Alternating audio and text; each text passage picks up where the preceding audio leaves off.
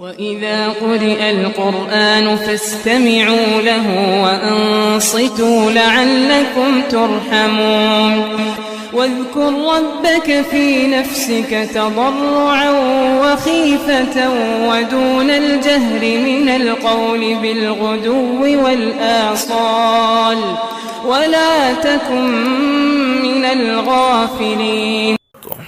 الحمد لله وكفى وسلام على عباده الذين اصطفى أما بعد أعوذ بالله من الشيطان الرجيم بسم الله الرحمن الرحيم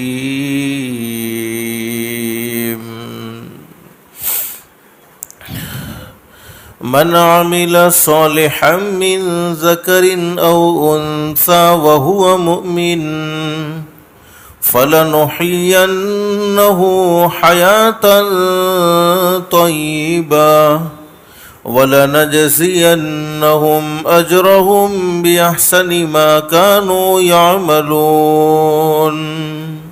صدق الله العظيم. رب اشرح لي صدري ويسر لي أمري واحلل عقدة من لساني يفقهوا قولي.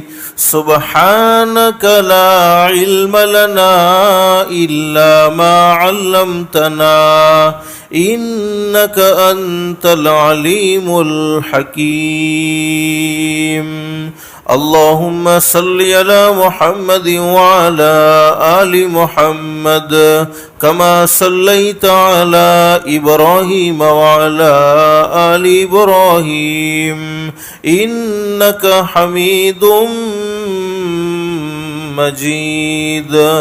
اللهم بارك على محمد وعلى آل محمد كما باركت على إبراهيم وعلى آل إبراهيم إنك حميد مجيد.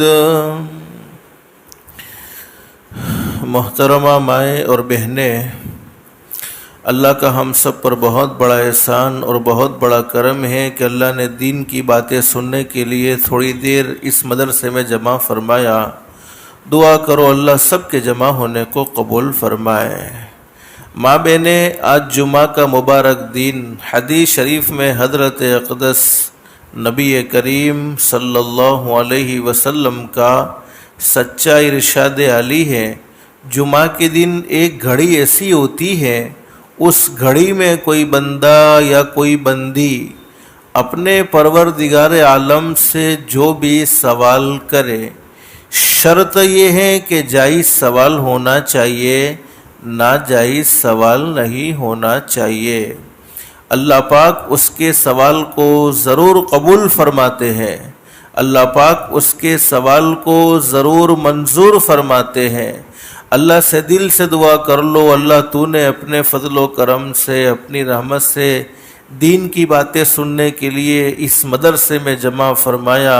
اللہ کے لیے کوئی مشکل نہیں، اللہ سب کو جنت الفردوس میں بھی جمع فرمائے.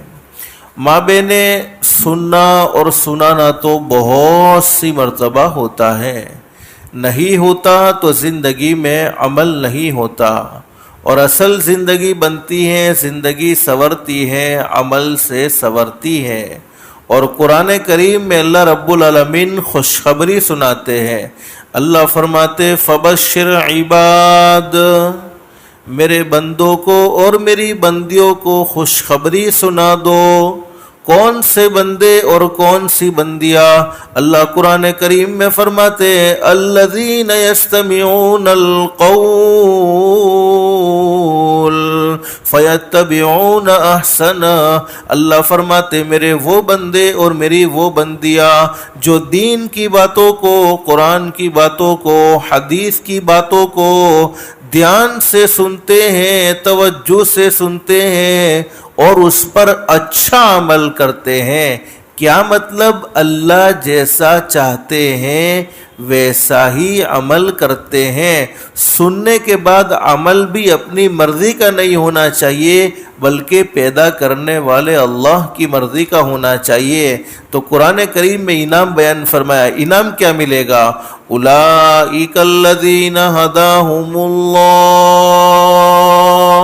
وَأُولَئِكَ هُمْ أُولُو الْأَلْبَابِ۔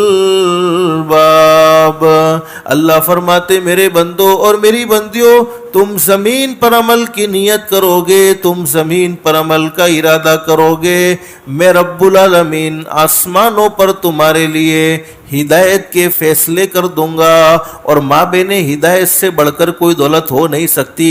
دنیا کی مختصر سی زندگی میں انسان کو سب کچھ مل جائے لیکن ہدایت نہ ملے، اعمال صالحہ کی توفیق نہ ملے، اس انسان کی دنیا کی زندگی بیکار ہے۔ اور جس کی دنیا کی زندگی اللہ کو ناراض کر کے بیکار ہو گئی، جس کی دنیا کی زندگی اللہ کو ناراض کر کے بگڑ گئی، اللہ حفاظت فرمائے، اللہ حفاظت فرمائے، اللہ حفاظت فرمائے، اس کی آخرت کی زندگی درست نہیں ہو سکتی ہے۔ اس لیے کہ اللہ پاک نے دنیا کی زندگی آخرت کی زندگی سنوارنے کے لیے، دنیا کی زندگی آخرت کی زندگی بنانے کے لیے نصیب فرمائی ہے۔ اللہ سے دل سے دعا کر لو، اللہ ہم سب کو عمل کی بھی توفیق نصیب فرمائے، اور اللہ پاک ہم سب کو ہدایت کی دولت سے مالا مال فرمائے۔ ایک صحابی نے حضرت نبی کریم صلی اللہ علیہ وسلم سے سوال کر لیا، اللہ کے نبی حضرت محمد الرسول اللہ صلی اللہ علیہ وسلم، اللہ رب العالمین کسی بندے کے بارے میں یا کسی بندی کے بارے میں ہدایت کا فیصلہ کر دیں تو ہدایت کے فیصلے کا کیا مطلب ہے؟ میرے بھائیوں اور میری ماں بہنیں یہاں پر جو سن رہے، میں ان سے کہہ رہا ہوں، اور وہ پردے میں سننے والی محترمہ مائیں اور بہنوں سے کہہ رہا ہوں، ایک بات ہمیشہ یاد رکھو، آدمی کوئی نیک عمل اپنی مرضی سے نہیں کر سکتا ہے جب تک کہ پیدا کرنے والے اللہ کی طرف سے نیک عمل کی توفیق نہ ملے، اور کوئی گناہ سے اپنی مرضی سے نہیں بچ سکتا ہے جب تک کہ پیدا کرنے والا اللہ گناہوں سے بچنے کی طاقت عطا نہ فرما دے وے۔ صحابی نے حضرت نبی کریم صلی اللہ علیہ وسلم سے سوال کر لیا، میرے محبوب حضرت محمد الرسول اللہ صلی اللہ علیہ وسلم، اللہ رب العالمین کسی بندے کے بارے میں یا کسی بندی کے بارے میں ہدایت کا فیصلہ کر دے تو ہدایت کے فیصلے کا کیا مطلب ہے؟ حضرت نبی کریم صلی اللہ علیہ وسلم نے اپنی سچی زبان مبارک سے یہ بات بیان فرمائی، ہدایت کے فیصلے کا مطلب یہ ہے اللہ موت کے وقت اسے ضرور کلمہ نصیب فرمائے گا۔ اس سے بڑا انعام کیا ہو سکتا ہے کہ جب ہم دنیا سے جا رہے ہو اور ہماری زبان پر لا الہ الا اللہ محمد الرسول اللہ صلی اللہ علیہ وسلم جاری ہو جائے۔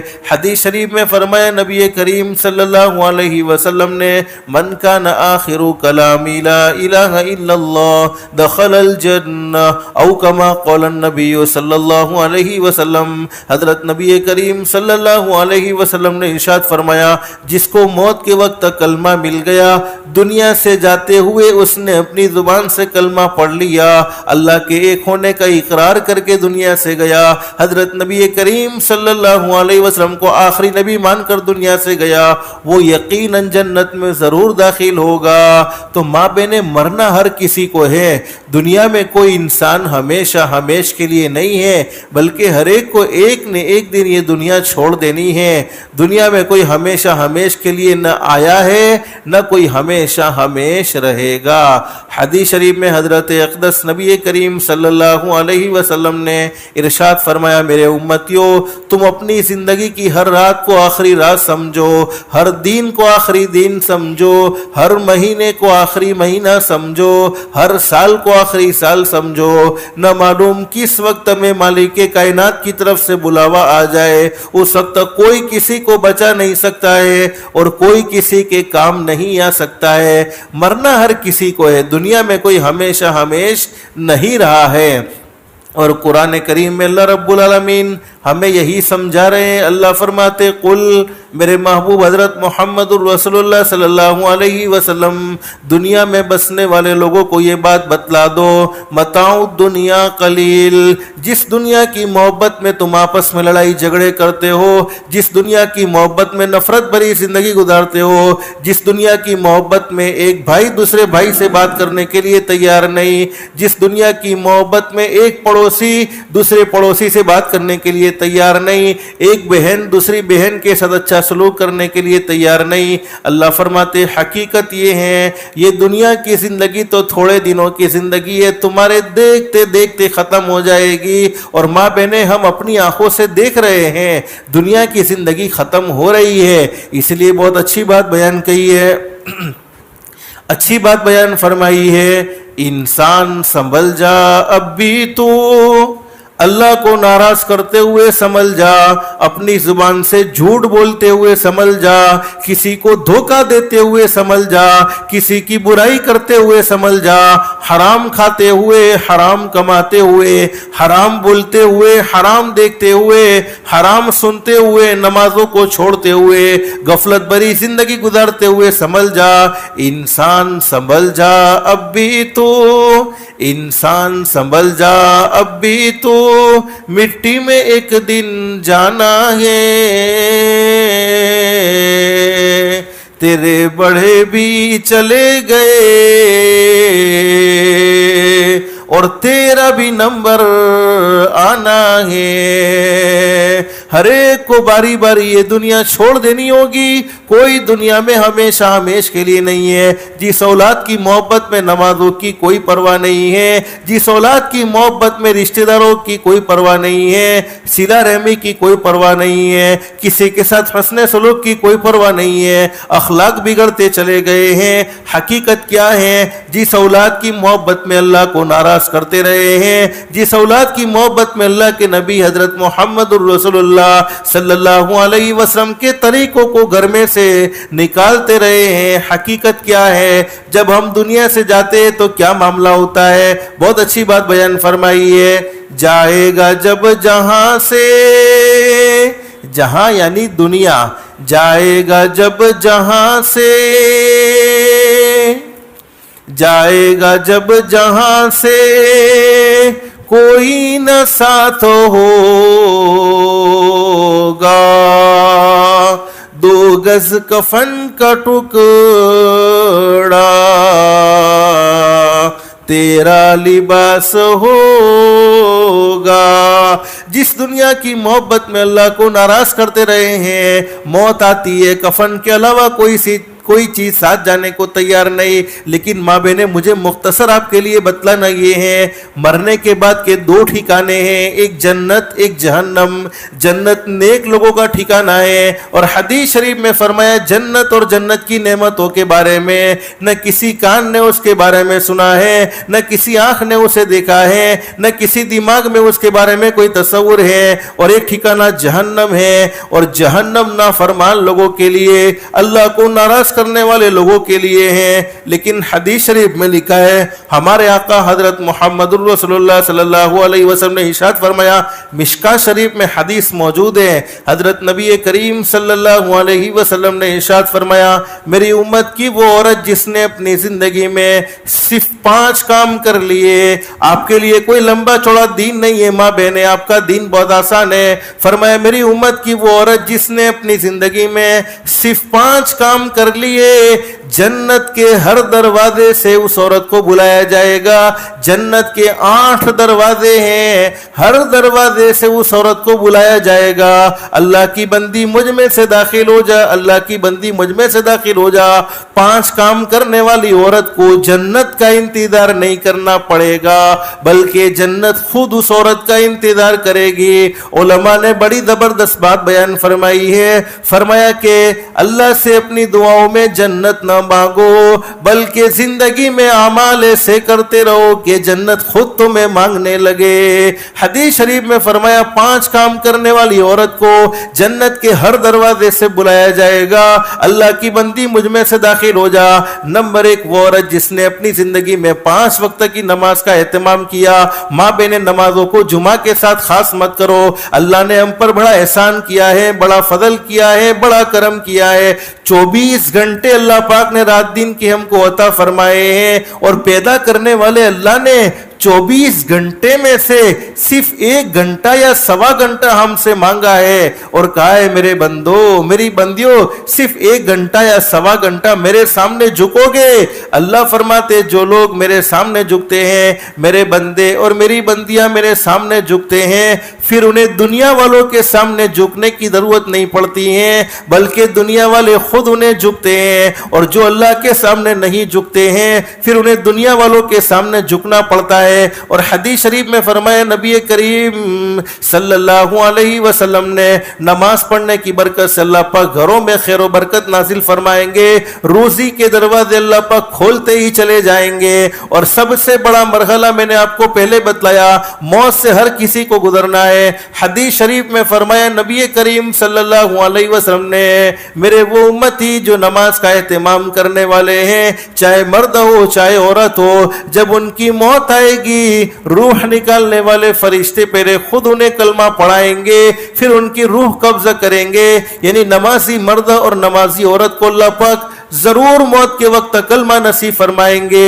लेकिन माँ बहने हदीस शरीफ में एक जबरदस्त बात बयान फरमाया नबी करीम सल्लल्लाहु अलैहि वसल्लम ने बच्चे 7 साल की उम्र को पहुंच जाए इन्हें नमाज पढ़ने का कहो, 10 साल की उम्र को पहुंच जाए नमाज न पढ़ने पर थोड़ी बहुत तंबीह करो। लेकिन आजकल हुआ ऐसा है माँ बहने याद रखो, हमारे बच्चे हम जो कहते हैं वो करने को तैयार नहीं, बच्चे वही करते हैं जैसा हमें करते हुए देखते हैं। मैं नमाज का पाबंद हूं, मेरा बेटा मुझे देखकर नमाज का पाबंद बनेगा। माँ नमाज की पाबंदी करने वाली है, बेटी माँ को देखकर नमाज की पाबंदी करने वाली बनेगी। लेकिन आज तो उलमा मौजूद है, बड़ा घरों का अजीब माहौल हमें नजर आता है।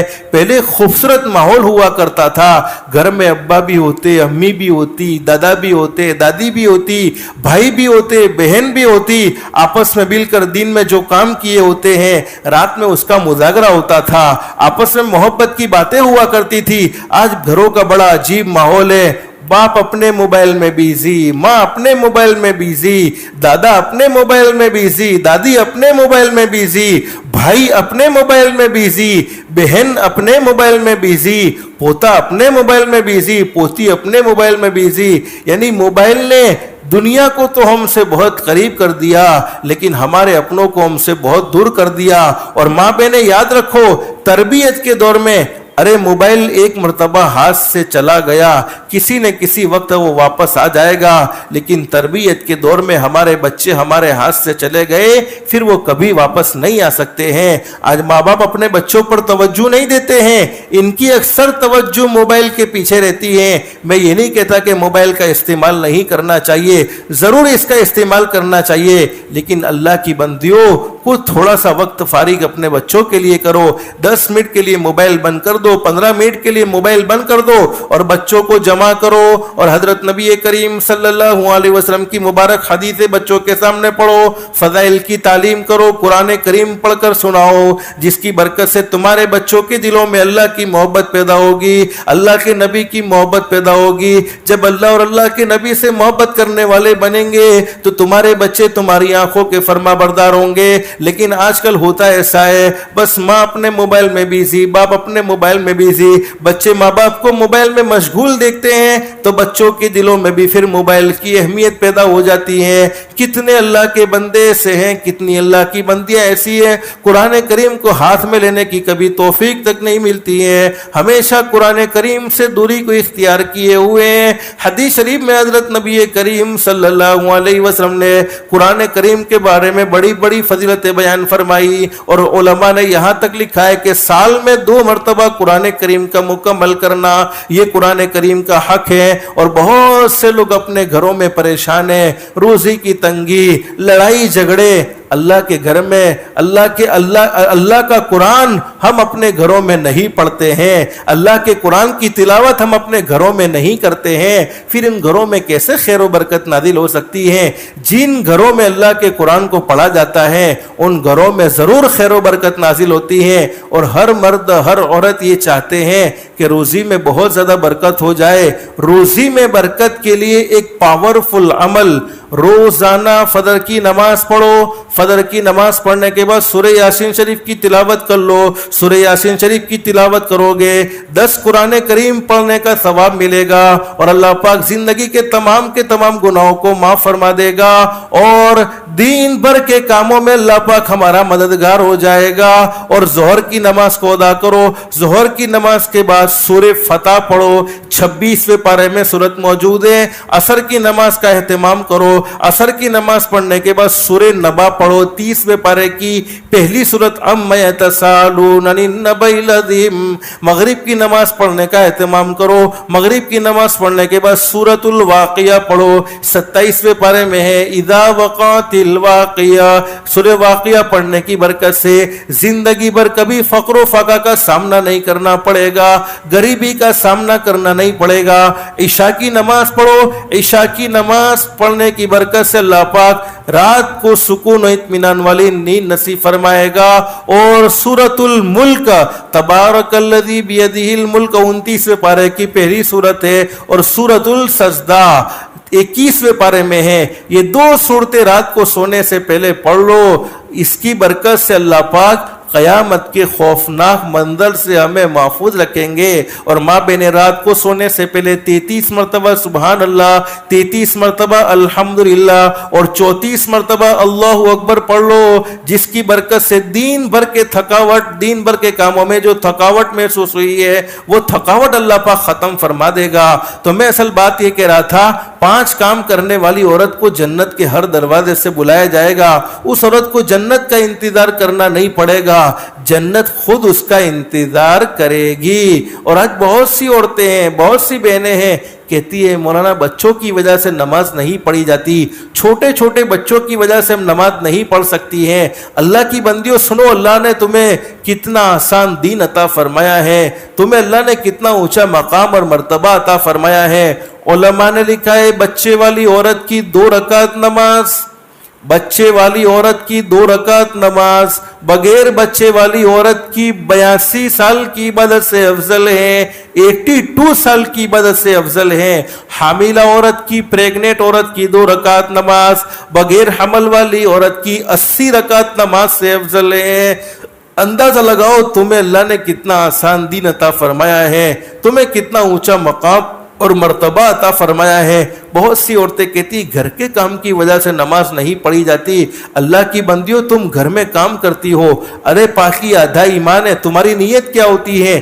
گھر اچھا دکھنا چاہیے، گھر صاف ستھرا ہونا چاہیے، یہ نیت بھی درست ہے۔ علماء نے لکھا ہے وہ عورت جو ثواب کی نیت سے اللہ کا ذکر کرتے ہوئے گھر میں جھاڑو لگائے، اللہ پاک اس عورت کو بیت اللہ میں یعنی کعبے کے اندر جھاڑو لگانے کا ثواب عطا فرماتے ہیں۔ لوگ بیت اللہ میں جانے کے لیے ترستے ہیں، اور وہ اللہ کی بندی جو ثواب کی نیت سے گھر میں جھاڑو لگائے، اللہ پاک اس عورت کو بیت اللہ میں جھاڑو لگانے کا ثواب عطا فرماتے ہیں۔ اور حدیث شریف میں فرمایا نبی کریم صلی اللہ علیہ وسلم نے، عورت کے جھاڑو لگانے کی برکت سے اللہ پاک اس کی زندگی کے سارے گناہوں کو معاف کر دیتے ہیں۔ تمہارا دین کتنا آسان ہے، بس اللہ ہمیں دین پر چلنے والا بنائے، اور دین کے اللہ پاک ہم سب کو قدردانی کی توفیق و سعادت نصیب فرمائے۔ تو ماں بہنیں اپنے بچوں پر ضرور توجہ دو، موبائل کے پیچھے زیادہ پاگل نہ بنے رہو۔ موبائل نے ہمارے بچوں کو ہم سے بھی دور کر دیا، اللہ سے بھی دور کر دیا، اور ہمارے بچے موبائل کی وجہ سے بڑی بڑی بیماریوں کے شکار ہو گئے۔ بہت سی عورتیں ہیں، بہت سے مرد ہیں، میرے پاس کبھی کبھی اپنے چھوٹے بچوں کو لے کر آتے ہیں، مطلب دیکھو نا بچے کو نظر لگ گئی ہے یا جادو کی پرابلم ہے یا جنات کی پرابلم ہے۔ میں پوچھتا ہوں موبائل دیکھتا ہے کہ ہاں پورے دن موبائل دیکھتا ہے۔ میں کہتا ہوں کوئی جنات کی پرابلم نہیں ہے، کوئی جادو کی پرابلم نہیں ہے، کوئی نظر نہیں لگی ہوئی ہے، یہ زیادہ موبائل کا استعمال کرنے کا نتیجہ ہے، جس کے نتیجے میں تمہارے بچے کی صحت خراب ہو رہی ہے، بچے کینسر کی اور آنکھوں کی بڑی بڑی بیماریوں کا سامنا کرتے ہیں۔ اس لیے میں ماں بہنیں آپ سے ریکویسٹ کرتا ہوں، بلکہ تحقیق کرنے والوں نے یہاں تک بیان کیا ہے کہ اگر بچہ انگارہ پکڑتا ہے تو اسے انگارہ پکڑنے دو، لیکن چھوٹی عمر میں بچوں کے ہاتھ میں موبائل ہرگز نہیں ہونا چاہیے۔ بچوں کے ہاتھ میں موبائل دے کر یہ بچوں سے محبت نہیں ہے، یہ حد درجے کی بچوں سے دشمنی ہے کہ بچے اس سے بڑی بڑی بیماریوں کا سامنا کرتے ہیں۔ ارے بڑے بڑے لوگ موبائل کی وجہ سے بیمار ہوتے ہیں تو بچے تو کمزور ہوتے ہیں۔ اس لیے بچوں کو موبائل سے دور رکھو اور موبائل کو بھی بچوں سے دور رکھو۔ اس کا آسان راستہ یہ ہے کہ اپنے بچوں کے سامنے موبائل کا استعمال کم سے کم کرو، جس کے نتیجے میں ہمارے بچے موبائل کی طرف متوجہ نہ ہو۔ تو پہلا کام 5 وقت کی نماز، تم گھر میں نماز پڑھو گی، تمہارے بچے تمہیں دیکھ کر نمازی بنیں گے۔ دوسرا کام حدیث شریف میں بیان فرمایا نبی کریم صلی اللہ علیہ وسلم نے، وہ عورت جس نے رمضان المبارک کے مہینے کے روزے رکھے، رمضان کے روزے بھی نہ چھوڑے، ہاں مجبوری ہے ان دنوں میں جن دنوں میں نماز معاف ہو جاتی ہے، روزے بھی معاف ہو جاتے ہیں، لیکن روزے کی بعد میں قضا کرنی ہوتی ہے، نمازوں کی قضا کرنے کی ضرورت نہیں ہوتی ہے۔ تیسرا کام بیان فرمایا نبی کریم صلی اللہ علیہ وسلم نے، وہ عورت جس نے زکوٰۃ کو ادا کرنے کا اہتمام کیا۔ اب زکوٰۃ کی مکمل تفصیل تو آپ علماء سے پوچھ کر زکوٰۃ کو ہمیشہ ادا کرنے کا اہتمام کرو۔ اللہ نے سونے چاندی کے داگینے تمہیں دیے ہیں، مالی حیثیت سے تمہیں مضبوط بنایا ہے، تو شریعت میں زکوٰۃ کا حکم ہے، ضرور اسے ادا کرنا چاہیے۔ لیکن اگر زکوٰۃ ذمہ ضروری نہیں ہے، حدیث شریف میں موجود ہے، ایک مرتبہ حضرت نبی کریم صلی اللہ علیہ وسلم تشریف فرمائے، ایک صحابی اللہ کے نبی کے پاس آ گئے اور اللہ کے نبی سے آ کر کہہ دیا، اللہ کے نبی مجھے موت سے بہت ڈر لگتا ہے، موت سے میں بہت ڈرتا ہوں۔ ہمارے نبی حضرت محمد رسول اللہ صلی اللہ علیہ وسلم نے ارشاد فرمایا، اللہ کے بندے، اللہ نے تمہیں مالدار بنایا ہے۔ صحابی نے کہا، ہاں اللہ کے نبی، اللہ کا احسان ہے، اللہ کا فضل ہے، اللہ کا کرم ہے، اللہ نے مالدار بنایا ہے۔ حدیث شریف میں موجود ہے، حضرت نبی کریم صلی اللہ علیہ وسلم نے صحابی سے فرمایا، اس مال کو اللہ کی راہ میں خرچ کرتے رہو، اللہ کی راہ میں خرچ کرنے کی برکت سے اللہ پاک موت کا ڈر تمہارے دل سے بالکل ختم کر دے گا، بالکل نکال دے گا۔ حدیث شریف میں فرمایا نبی کریم صلی اللہ علیہ وسلم نے، جو لوگ اپنی حیثیت کے موافق، فرمایا نبی کریم صلی اللہ علیہ وسلم نے، حدیث شریف میں حضرت اقدس نبی کریم صلی اللہ علیہ وسلم کا ارشاد علی موجود ہے، فرمایا میرا وہ امتی جو اپنی حیثیت کے مطابق دین میں صدقہ کرے یا رات میں صدقہ کرے، اللہ پاک اسے 3 خطرناک تکلیفوں سے محفوظ رکھتے ہیں۔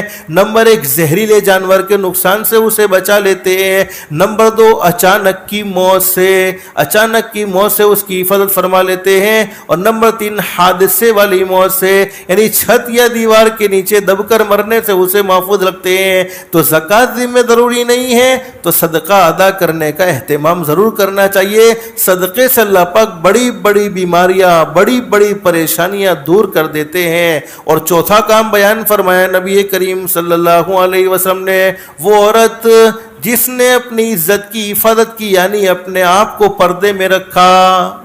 ماں بہنوں، اسلام میں تم بڑی قیمتی ہو، تمہاری ایک شان ہے، تمہارا ایک مقام ہے، تمہارا ایک مرتبہ ہے۔ حضرت نبی کریم صلی اللہ علیہ وسلم کے دنیا میں آنے سے پہلے عورت کا کوئی مقام نہیں تھا، کوئی ویلیو نہیں تھا۔ جن کے گھروں میں بیٹیاں پیدا ہوتی تھی وہ بیٹیوں کو زمین میں زندہ دفن کر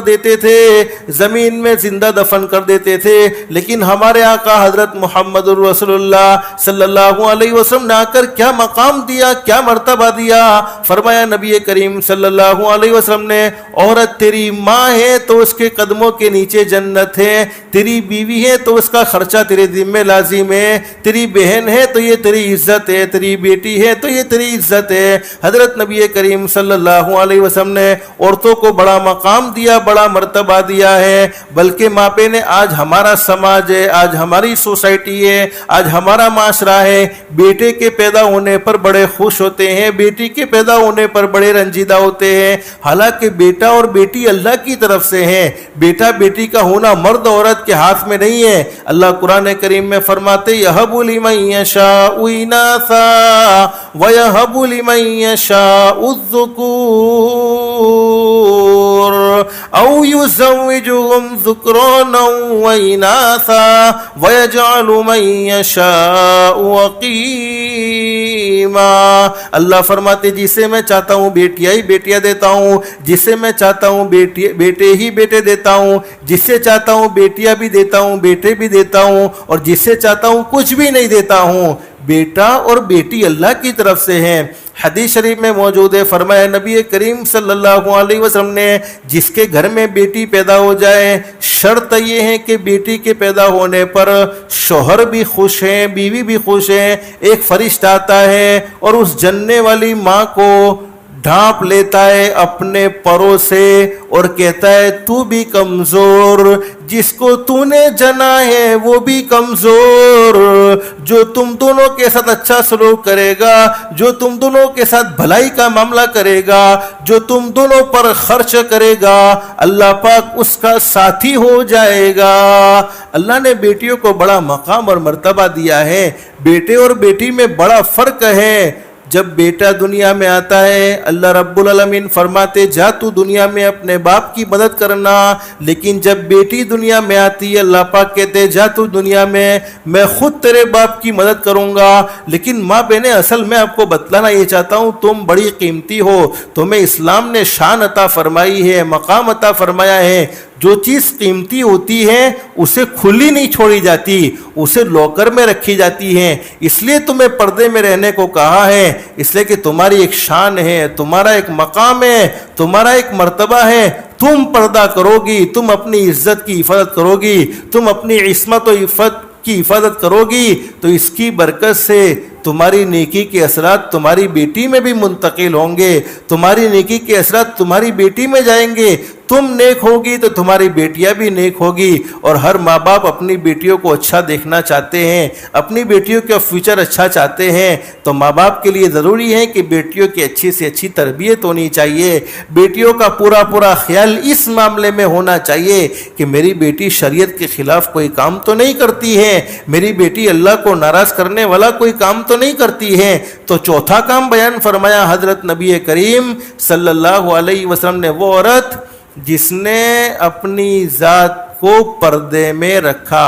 اور پانچواں کام بیان فرمایا نبی کریم صلی اللہ علیہ وسلم نے, وہ عورت جس نے اپنے شوہر کی فرما برداری کی, اپنے شوہر کی اطاعت کی.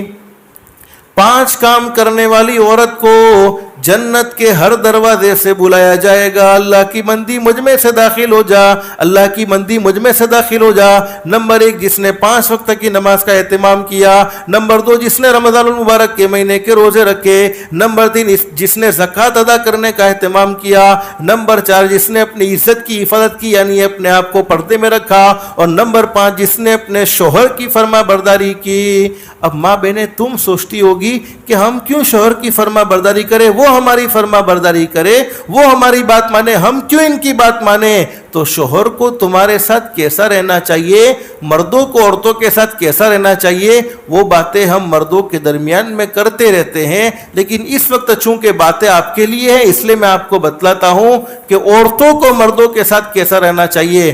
حدیث شریف میں فرمایا نبی کریم صلی اللہ علیہ وسلم نے, عورت اس وقت تک اللہ کا حق ادا نہیں کر سکتی ہے جب تک کہ اپنے شوہر کا حق ادا نہ کر لے. ایک حدیث میں موجود ہے, ایک مرتبہ حضرت نبی کریم صلی اللہ علیہ وسلم تشریف فرمائے, صحابہ کرام بھی بیٹھے ہوئے ہیں. ایک اونٹ حضرت نبی کریم صلی اللہ علیہ وسلم کی خدمت میں آ گیا اور اونٹ نے آ کر حضرت نبی کریم صلی اللہ علیہ وسلم کے سامنے سجدہ کرنا شروع کر دیا.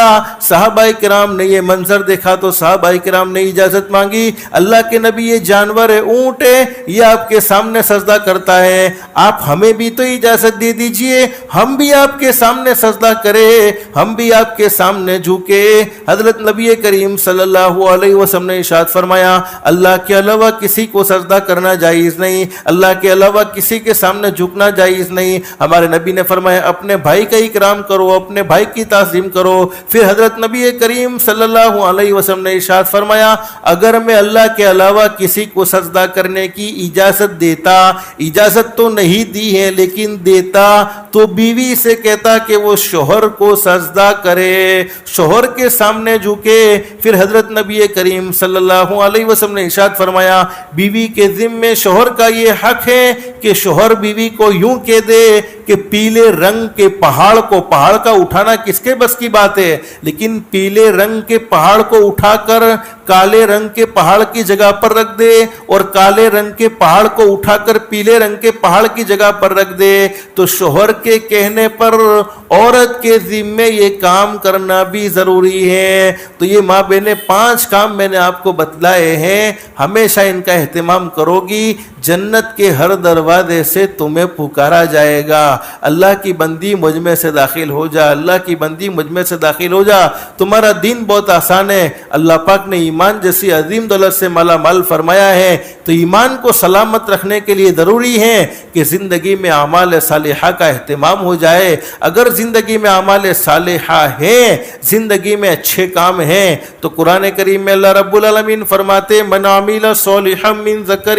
او انثی، مرد ہو یا عورت، جس نے اپنی زندگی میں عمل صالح کیے، اچھے کام کیے، شرط یہ ہے کہ ایمان والا مرد ہونا چاہیے، ایمان والی عورت ہونی چاہیے۔ انعام کیا ملے گا؟ فَلَنُحْيَنَّهُ حَيَاةً طَيِّبَةً، ہم ان کی زندگیوں میں سکون ہی سکون بھر دیں گے، زندگیوں کی الجھنوں کو ختم فرما دیں گے، زندگیوں میں چین سکون عطا فرما دیں گے، ایک بہترین زندگی، خوشگوار زندگی عطا فرما دیں گے۔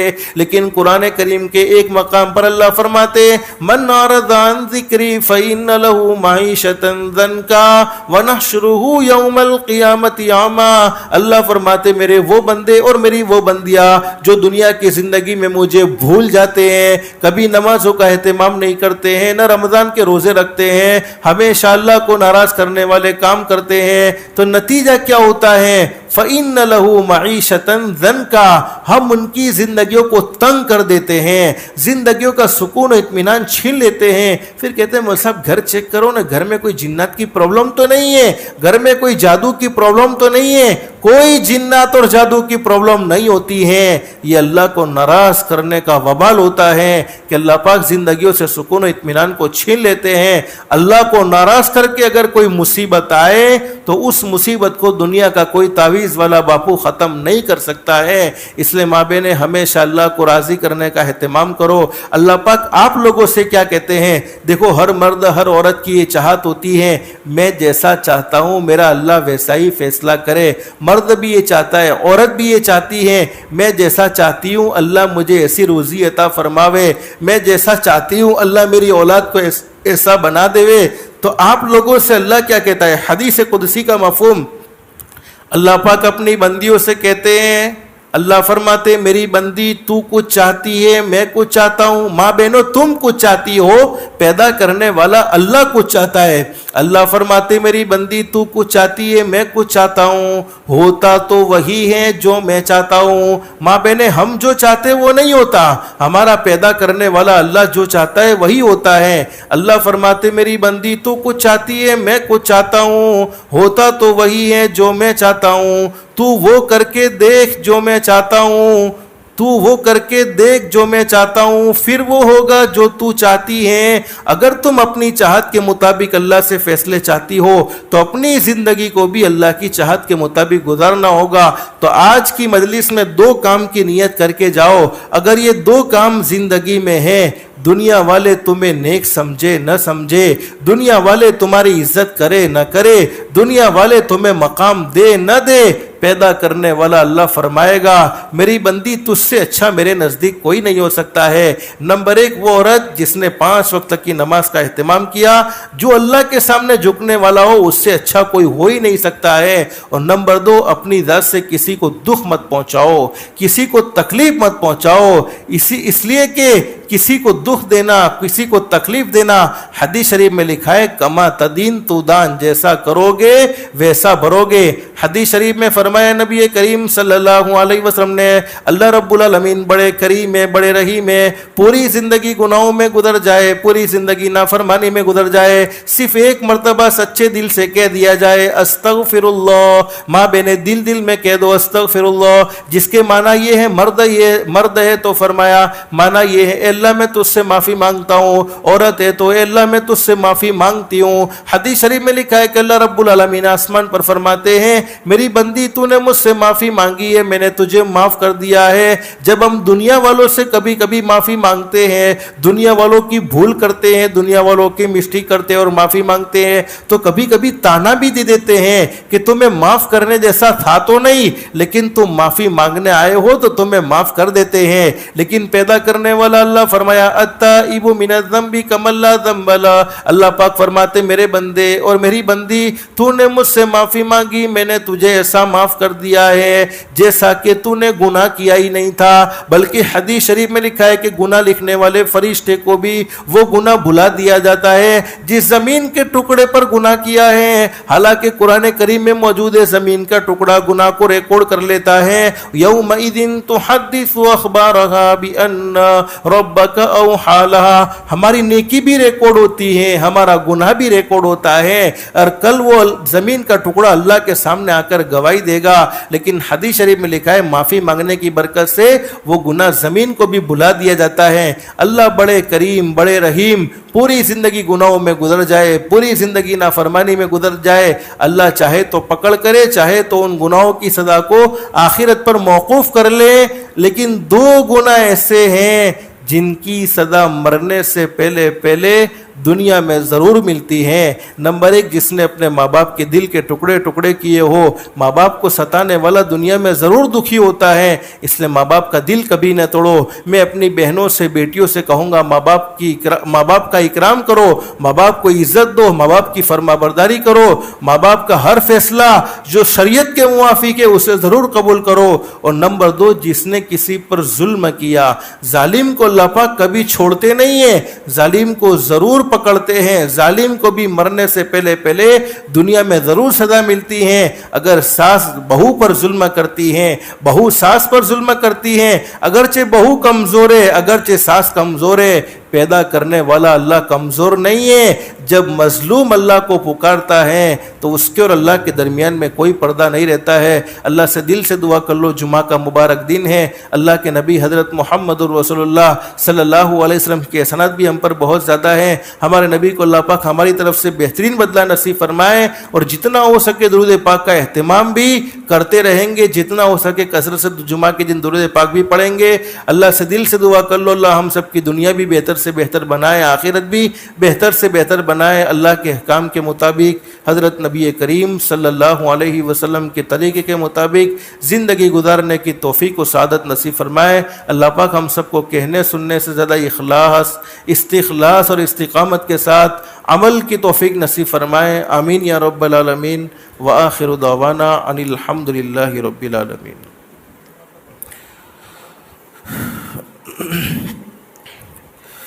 اللہم لک الحمد کما انت اہلو فصلی وسلم علی سیدنا محمد کما انت اہلو وفل بنا ما انت اہلو فإنک اہل التقوی و اہل المغفرہ۔